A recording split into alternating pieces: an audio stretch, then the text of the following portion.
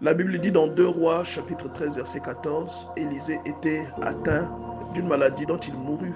Joas, roi d'Israël, descendit vers lui, pleura sur son visage et dit, mon père, char d'Israël et sa cavalerie. D'abord pour dire que Élisée était pour eux un père, c'est comme le père de toute une nation.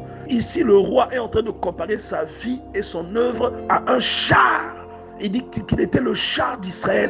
La cavalerie, c'est un peu la connotation de l'intervention qui vient à la rescousse de quelqu'un, de la puissance militaire. C'est-à-dire que vous êtes en mauvaise posture et la cavalerie arrive pour vous délivrer de ce dans quoi vous vous êtes empêtré. Et tu vois qu'il dit mon père, c'est comme une appellation honorifique.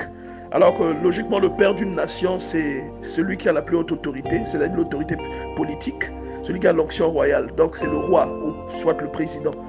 Mais lui, en étant investi par Dieu dans un domaine qui a un rapport avec le règne de Dieu, il a été reconnu comme étant une personne d'influence dans son environnement.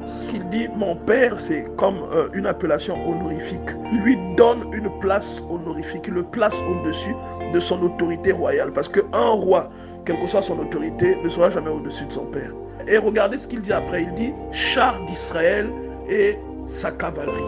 Donc, il est en train de ressortir ici le fait que Élisée a été pour le peuple d'Israël un secours, c'est-à-dire il était l'équivalent d'un secours militaire. Cela fait également allusion à une intervention armée, de la puissance militaire. Celui qui peut être assimilé à un char et à une cavalerie illustre en fait un potentiel qui renverse des circonstances préétablies. Ne vous laissez pas influencer par la condition qui se dresse contre vous. Soyez un baroudeur.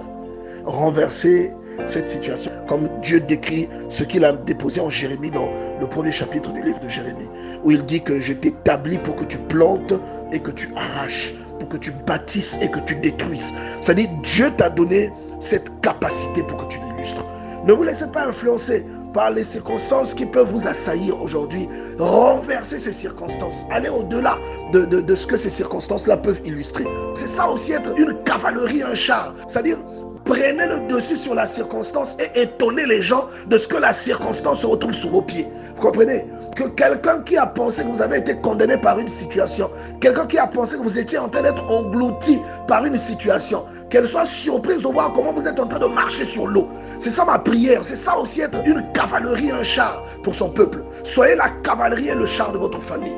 Que la personne qui pensait vous voir englouti, que la personne qui vous attendait dans votre échec soit surpris de constater votre réussite, de constater votre progression. Là où on attendait votre chute, vous êtes en train de subir une ascension. Là où on attendait une régression, vous êtes en train de subir une croissance. C'est cela, le char et la cavalerie, pour votre famille, pour votre maison, pour votre nation et au-delà peut-être pour le monde. Parce que qui sait le nombre de personnes que vous impacterez dans ce dans quoi Dieu vous appelle. Soyez ce genre de croyant qui n'accepte pas les limitations. Soyez le croyant qui défie les situations qui s'opposent à sa vie. Soyez ce potentiel-là.